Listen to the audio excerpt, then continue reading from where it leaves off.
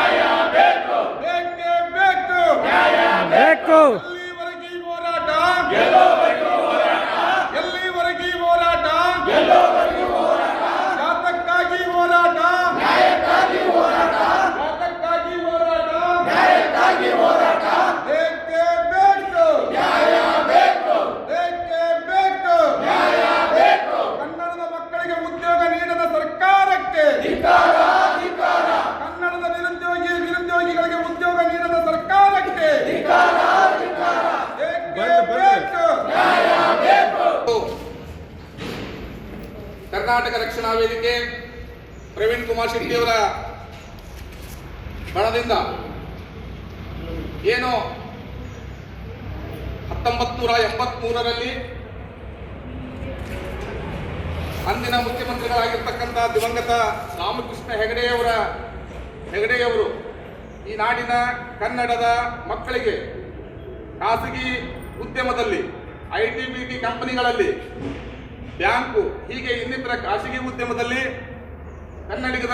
ಕನ್ನಡಿಗರಿಗೆ ಉದ್ಯೋಗ ಸಿಗ್ತಾ ಇಲ್ಲ ಅಂತಕ್ಕಂಥ ಒಂದು ವಿಚಾರವನ್ನು ಇಟ್ಟುಕೊಂಡು ಅಂದಿನ ಕೇಂದ್ರ ಸಚಿವೆಯಾಗಿರ್ತಕ್ಕಂಥ ಡಾಕ್ಟರ್ ಸರೋಜಿನಿ ಮಹೇಶಿ ಅವರ ನೇತೃತ್ವದಲ್ಲಿ ಒಂದು ಸಮಿತಿಯನ್ನು ರಚಿಸಿ ಆದಷ್ಟು ಬೇಗನೆ ಆ ಸಮಿತಿ ಒಂದು ವರದಿಯನ್ನು ಕೊಡಬೇಕು. ಈ ನಾಡಿನ ಮಕ್ಕಳಿಗೆ ನ್ಯಾಯಯುತವಾಗಿ ಸಿಗಬೇಕಾಗಿರ್ತಕ್ಕಂಥ ಎಲ್ಲ ಕೆಲಸಗಳು ಈ ಒಂದು ರಾಜ್ಯದ ಜನರಿಗೆ ಸಿಗಲಿ ಅಂತಕ್ಕಂಥ ವಿಚಾರವನ್ನು ಏನು ಮಾಡಿದ್ರು.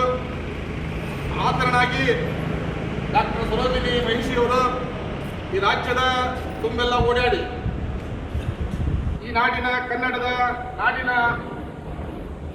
ನಿರುದ್ಯೋಗ ಏನಿದೆ ಆ ನಿರುದ್ಯೋಗವನ್ನು ಹೋಗಲಾಡಿಸಬೇಕಾದ್ರೆ ಏನು ಐಟಿ-ಬಿಟಿ ಕಂಪನಿ ಖಾಸಗಿ ಕಾರ್ಖಾನೆಗಳು ಸೇರಿದಂತೆ ವಿವಿಧ ಕ್ಷೇತ್ರಗಳಲ್ಲಿ ಎಲ್ಲ ಹೊರ ರಾಜ್ಯದವರು ಹೊರಗಿನ ರಾಜ್ಯದವರು ಉನ್ನತ ಮಟ್ಟದ ಹುದ್ದೆಯಲ್ಲಿ ಕೆಲಸವನ್ನು ನಿರ್ವಹಿಸ್ತಾರೆ ಅಂತಕ್ಕಂಥ ವಿಚಾರವನ್ನು ಇಟ್ಕೊಂಡು 80% ಈ ನಾಡಿನ ಕನ್ನಡದ ಮಕ್ಕಳಿಗೆ ಉದ್ಯೋಗ ಮೀಸಲಿಡಬೇಕು ಅಂತಕ್ಕಂಥ ಏನು ಒಂದು ವರದಿಯನ್ನು ಕೊಡ್ತಾರೆ.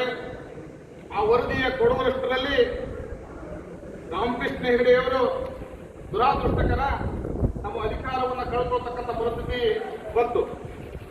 ಅದರ ನಂತರ ಬಂದಿರತಕ್ಕಂಥ ಯಾವುದೇ ಸರ್ಕಾರ, ಯಾವುದೇ ಪಕ್ಷದ ಸರ್ಕಾರ, ಯಾವುದೇ ಮುಖ್ಯಮಂತ್ರಿಗಳು ಆ ಸರೋಜಿನಿ ಮಹಿಷಿ ಅವರ ವರದಿಯನ್ನ ಜಾರಿಗೊಳಿಸುವುದರಲ್ಲಿ ವಿಫಲರಾಗಿದ್ದಾರೆ.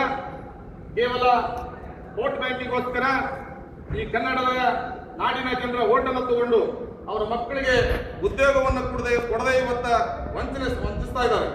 ಅದನ್ನು ಖಂಡಿಸಿ ಅದರಲ್ಲೂ ಕೂಡ ಕಳೆದ ಒಂದು 6 ತಿಂಗಳ ಹಿಂದೆ ಮಾನ್ಯ ಸಿದ್ದರಾಮಯ್ಯನವರು ಮನಸ್ಸು ಮಾಡಿ ಡಾಕ್ಟರ್ ಸರೋಜಿನಿ ಮಹಿಷಿ ಅವರ ವರದಿಯನ್ನು ಜಾರಿಗೊಳಿಸಬೇಕು ಅಂತೇಳಿ ತುರ್ತು ಒಂದು ಸಚಿವ ಸಂಪುಟವನ್ನು ಕರೀತಾರೆ. ಆ ಸಚಿವ ಸಂಪುಟದಲ್ಲಿ ಬಂಡವಾಳಶಾಹಿಗಳು, ವೋಟ್ ಬ್ಯಾಂಕಿನ ರಾಜಕಾರಣಿಗಳು ಅದಕ್ಕೆ ಸಕಾರಾತ್ಮಕವಾಗಿ ಸ್ಪಂದಿಸದೆ ಇದ್ದಾಗ ಅನಿವಾರ್ಯವಾಗಿ ಮಾನ್ಯ ಸಿದ್ದರಾಮಯ್ಯನವರು ಆ ಒಂದು ವರದಿಯ ಅನುಷ್ಠಾನಗೊಳಿಸೋದನ್ನು ಕೈಬಿಟ್ಟಿದ್ದಾರೆ. ನಾಳೆ ಏನು ಈ ಜಿಲ್ಲೆಗೆ ಮಾನ್ಯ ಮುಖ್ಯಮಂತ್ರಿಗಳು ಬರ್ತಾ ಇದ್ದಾರೆ. ಅವರ ಒಂದು ಗಮನವನ್ನು ಸೆಳೆಯಲಿಕ್ಕೆ ಅವರು ದಯವಿಟ್ಟು ಮಾನ್ಯ ಜಿಲ್ಲಾಧಿಕಾರಿಗಳು, ಮಾನ್ಯ ಸರ್ಕಾರಕ್ಕೆ ನಾವು ಈ ಒಂದು ಮನವಿಯನ್ನು, ಸಿದ್ದರಾಮಯ್ಯನವರಿಗೆ ನಮ್ಮ ಮನವಿಯನ್ನು ಕೊಟ್ಟು ಕೂಡಲೇ ಡಾಕ್ಟರ್ ಸರೋಜಿನಿ ಮಹಿಷಿ ಅವರ ವರದಿಯನ್ನು ಅನುಷ್ಠಾನಗೊಳಿಸಬೇಕು, ಈ ನಾಡಿನ ಮಕ್ಕಳಿಗೆ ಉದ್ಯೋಗವನ್ನು ನೀಡತಕ್ಕಂಥ ಕೆಲಸವನ್ನು ಮಾಡಬೇಕು ಅಂತೇಳಿ ತಮ್ಮ ಮೂಲಕ ನಾವು ಇವತ್ತು ಮನವಿಯನ್ನು ಕೊಡ್ತಾ ಇದ್ದೀವಿ.